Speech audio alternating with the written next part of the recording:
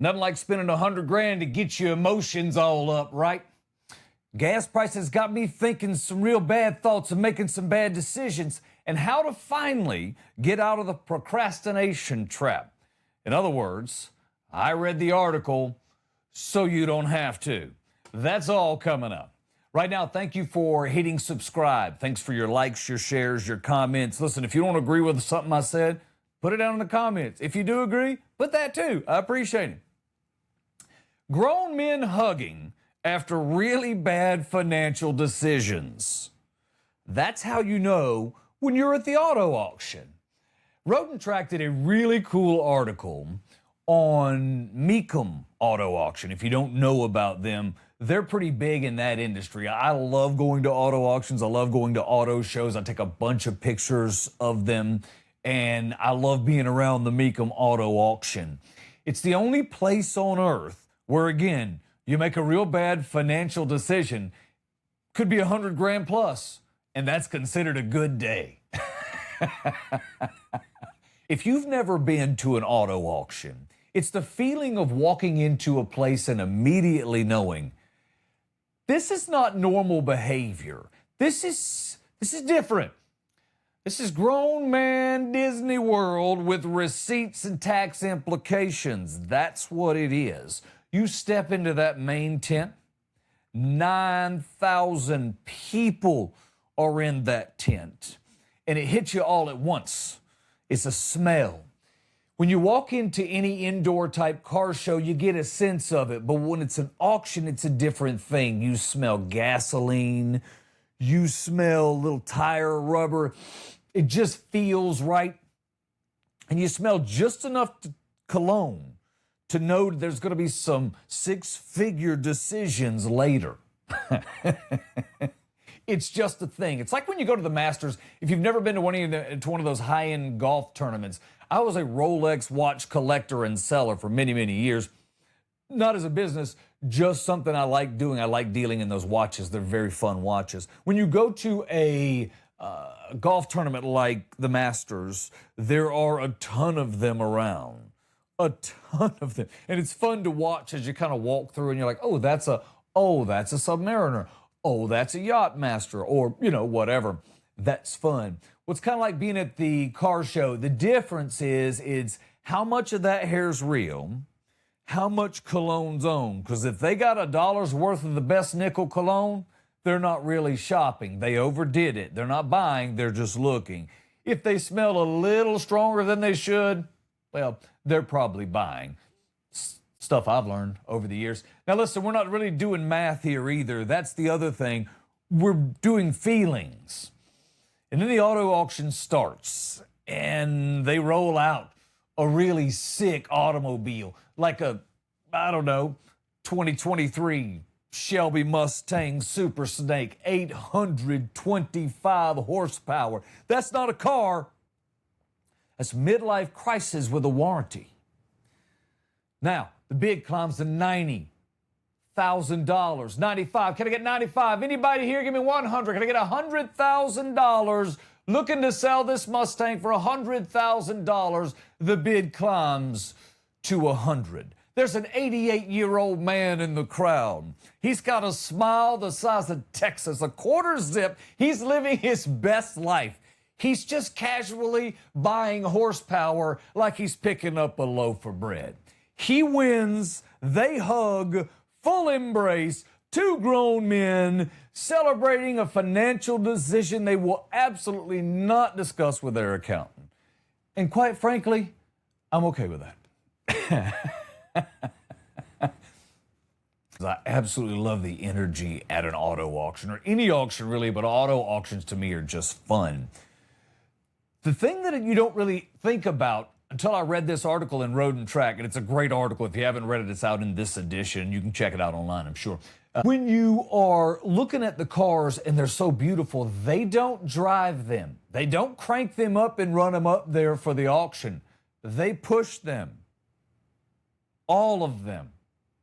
Just sneakers, squeaking on concrete. It's like a church service for horsepower. There's a woman back there that pushes 400 plus cars a day. I read it in an article. I seen it. I get tired if I have to adjust my seat. If it don't have a memory seat, I'm not really interested. Probably going to pass on that one. The day before the show, if you ever get the chance to go to one of these and you can get in on a buyer's pass or a media pass like I did, you get there the day before and all the cars are coming in and the owners are like, yeah, feel free, man, go through it. It's wonderful. I got a chance to sit in some of the most expensive cars and some of the coolest cars. And by saying most expensive, I mean, there were some Bugattis there and some really, really high-end cars, but not on, high-end in the world, in the whole world of cars. That didn't happen. But what I am saying is I got to sit in some high-end cars that I could never afford, and they were amazing. And I got a chance to photograph them. I got into taking interior car pictures, which sounds dumb, but the exteriors are so easy to find on the internet, as are the interiors. But for me, I've also shot 30 years of car exteriors, and I never really thought, let's focus on the interior. So I went through about a 10-year period where I just focused on car interiors. I mean, I'm talking about some of the most incredible Pontiac GTOs, Porsche. I love Porsches. So there was so many different cars I got to play with. And when buyers, and I got to be around a bunch of other buyers, and they have a certain look like at any other auction when they're buying, as opposed to the look where, I'm at the open house, but I'm more snooping than planning to buy. I don't really have this kind of budget. And you see a buyer looking at a 1966 Mustang. They're like, well, I guess I could make this work. Make it work? You don't make a 66 Mustang work. That car makes your broken personality work. You kidding me? Millionaires flying all over, coming in private jets. These Mecum Auto Auctions are really big-time shows. They do one that's a couple of days long here in Scottsdale, too. I want to go every year, but I'm not really in the mood to buy yet. Being a part of it, not being able to play, I don't know. My dream is to buy one. I'll talk more about that in a couple of minutes. Standing next to a guy holding a coffee cup and a dream like me, just looking for some crazy off-the-wall something, there's a dude standing ready to buy a Ferrari that cost as much as a neighborhood. Meanwhile, there's another guy who says, you know what? If I could pick myself up just an older Impala, well, I'd feel good. I got 20 grand to spend. I was saying I like Porsches. I have my eye, and I've had my eye on for years, a Boxster. I'm not really picky. Those 2000 to 2010 model Boxsters really don't hold their value very well. They're not terribly expensive. And I'm all like, that's what I want to do. And I want to go in. I mean, most of the time, they're not insane. Around 10 grand usually will get you one if you go back far enough. It'll depend on the years and the cars ebb and flow as well. Every once in a while, though, at the auto auction, somebody will steal a deal. The whole room will stop for a minute and they'll breathe it in like in a bowling alley when somebody's got 8, 9, 10 strikes in a row. Everybody wants to look, right? Same thing. Like somebody just shot a half-court shot. Curry drains it. Everybody stops. It's pretty neat. It's an addiction. It's being a part of that energy. Doesn't even have to be expensive stuff.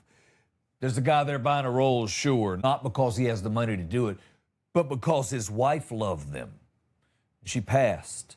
I mean, these are the kind of stories you live for. These are the kind of stories they find at the Mecum Auto Auction or Scottsdale, and they're fun to watch on television. Don't skip that. I'll spend a whole Saturday afternoon sitting in front of a TV, making some brats, watching cars get auctioned off. It's just fun for some reason. Bringatrailer.com. I don't know if you've ever been there. Check it out. Hashtag not an ad. I don't get anything for that. I just wanted to let you know if you've never done that. Go on there, click live auctions. You can spend some time going down memory lane, not having to spend money either, because most of them have like 100 photographs. It's pretty neat. Oh yeah, the guy that bid on the Rolls won it for 35 grand. He's sitting there smiling, got his dog in his lap, knees shaking like he just asked somebody to the prom for the first time. And then you realize when you're sitting there, it doesn't hit you. But when you watch it on TV, it does. This is not even about cars. It's about the memory. It's about holding on to something that mattered. Now, don't get me wrong. There's still nonsense purchases, too. Like when you see somebody pay 220 grand for a 1998 Toyota Supra, you're like, 220 grand? That car better come with all of your metabolism, a full head of hair, and a CD case full of bad decisions for that kind of money. Value isn't logic. It's emotion, right? And I think that's the whole point of the place. We walk around, we look at the cars. If you get there a day early in your bidding, you get to sit in all these cars and you can, as soon as you smell that's a Pontiac, body by Fisher. I know the one. It's not just a car. You watch somebody's face light up. They get behind the steering wheel, and it's like they found a piece of themselves that they thought was gone. For a minute, just half a second, it's not just metal. Sometimes my girl has a hard time understanding that I'll go somewhere and I'll do a photograph shoot for an entire day. All day I'm shooting cars, and she's like, Lord have mercy, shouldn't we be doing something else? We probably should. You know, the funny thing about photographs, especially in this world today, and I don't have children, I got probably 20,000, maybe 30,000 photographs because I've been on this photography journey for decades and decades. What do you do with those? Interesting. Nothing in the end, I would guess, but it's cool because that's kind of part of history. If you could just transfer, maybe digitally they'll come up with a way where it can ingest a bunch of photos and the timeline gets stored somewhere. So if someone's like, hey, I need a picture of blah, blah, blah from 1987, and there's the picture. That might be kind of cool, right? That was a complete sidetrack. I don't know how we got there. Think about the car show.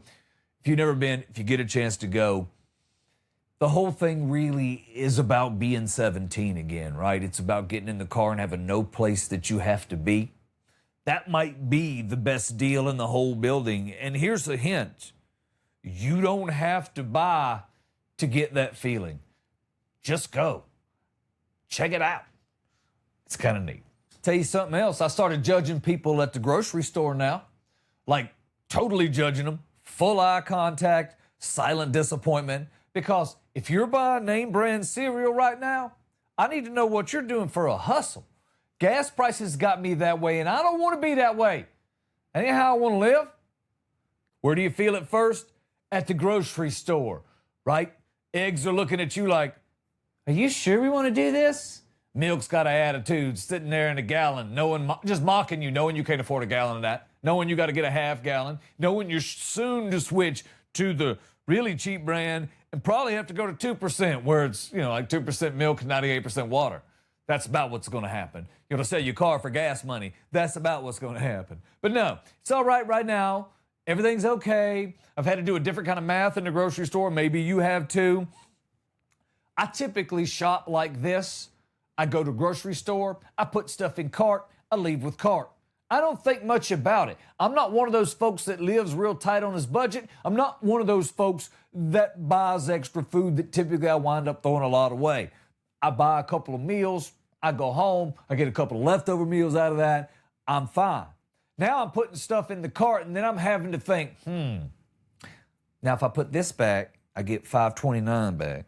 And if I put this back, I get $4 more back. It's ruining my fun. It's not the way I like to do stuff. Fuel goes up. Everything else follows it, like a group chat. Everything we touch, eat, ship, fly, runs on it. And you notice it don't all come at once, does it? Nuh-uh. We feel it in layers. Then it hits you personal. Pull up to the pump, numbers jumping. My girl's car took over $100 to fill. I know it doesn't need premium. You don't have to tell me that. But the manual says, I know what the manual says. It's not a turbo. Standard old 3.5 liter V6. It'll be fine. Put some regular gas in it. Nope, over $100 to fill it. Now what do you got? No discretionary money. Now we got no money left over. I got no, what we used to call go to hell money. Sometimes you might need to tell the boss go to hell. You don't know. I don't have no something fun money. Hey, why don't we just ride over to LA and hang out at the beach? Because we ain't got no money. Gas, $85 a gallon. Can't afford that. Why don't we go out to eat? Well, we can walk over there. Maybe we can talk about it. Weekend trips. Yeah, whatever. Why don't we just sit at home a few days and be responsible? So maybe we can buy something for Christmas or eat. Any of those things. Nothing kills the vibe faster than responsibility showing up uninvited. Nobody invited you. Ruining my life. I want to be this way. Gas making me do that. Now what's happening? Airlines starting to squeeze some travel. Vacations depend on that extra pocket money that you're taking at the gas station, right? Gas goes up, we sitting at home by cousin Larry's pool. Yeah, ruin it for everybody.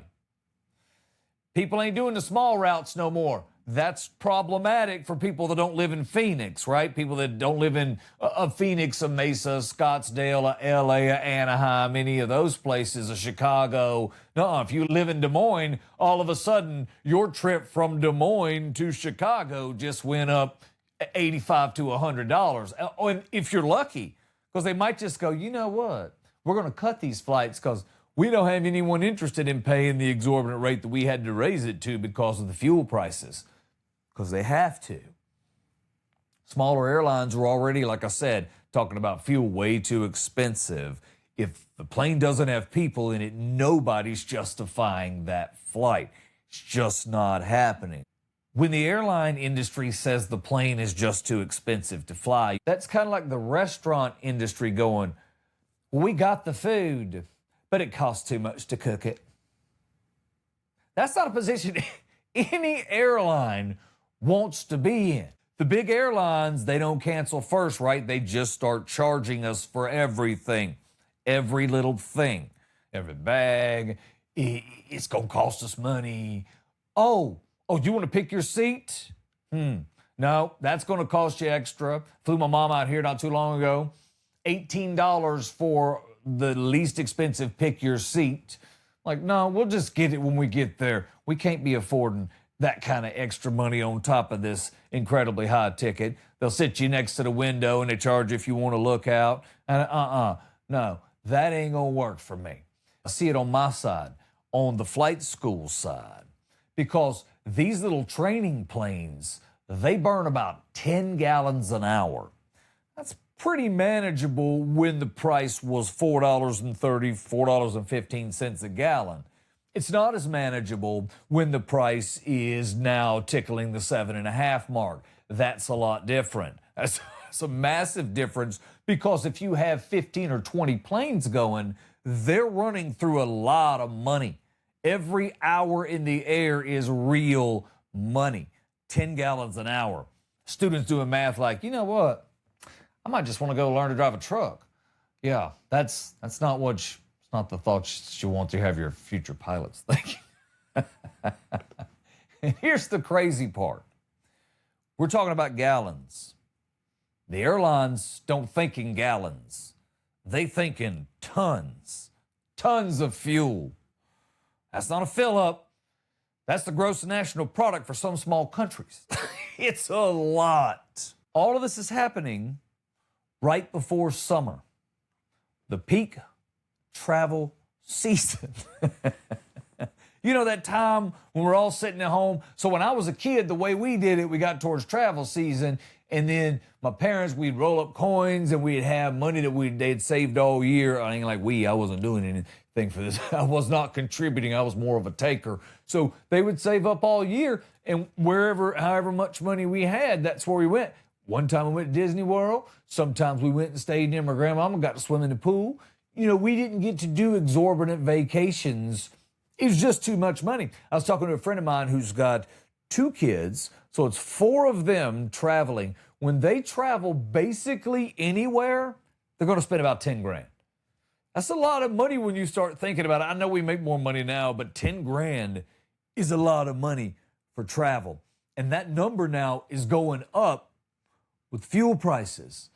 Now when you get that I need to get out of the house feeling, we start heading towards summer, you might want to look at getting that done earlier, right? Prices are going up, options are going down. That cheap flight that we would usually just grab later may not even be in existence. So if you want to take the flight, the earlier the better, because especially the small hopper flights, those are going to be determined by how many people have jumped on the bus, if you will. This isn't just about airlines, just not just about gas. I was just sitting here thinking as I was reading the story about the airlines. Fuel impacts everything, right? We know that. Our groceries, our plans, time, freedom just to wake up and go somewhere. My girl and I are prone to hop in her vehicle and just drive around. We'll drive to Phoenix. We might drive to Scottsdale. We might drive down to Queen Creek just to get dinner. It's fun for us. We don't spend money on vacations, so it's fun. But now we have to think about that with the price of fuel being, for hers, being over $100. It's a lot of money when you go somewhere. You know, you can rent an airplane right now for $100 an hour dry. So whatever that means. It means you're not getting fuel, but you see what I mean? It just seems insane to think of filling up a car and it costing over $100. It's nuts. All I'm thinking about these gas prices is they need to go in and get them fixed, because it's costing me a lot of money to run my 4Runner, so now I'm spending more time on the motorcycle. And I'm going to tell you, it's dangerous out there on a motorcycle. Gonna be honest. I do like riding it. Regardless of gas prices, I'd ride it this time of year. I spent 45 minutes doing dishes the other day that I wasn't even planning to do, just to avoid doing an email. I don't know how you roll. That's how I do. It's not productivity. It's more like emotional support cleaning, right? And I had to stop and ask myself, what are you doing? It's not laziness.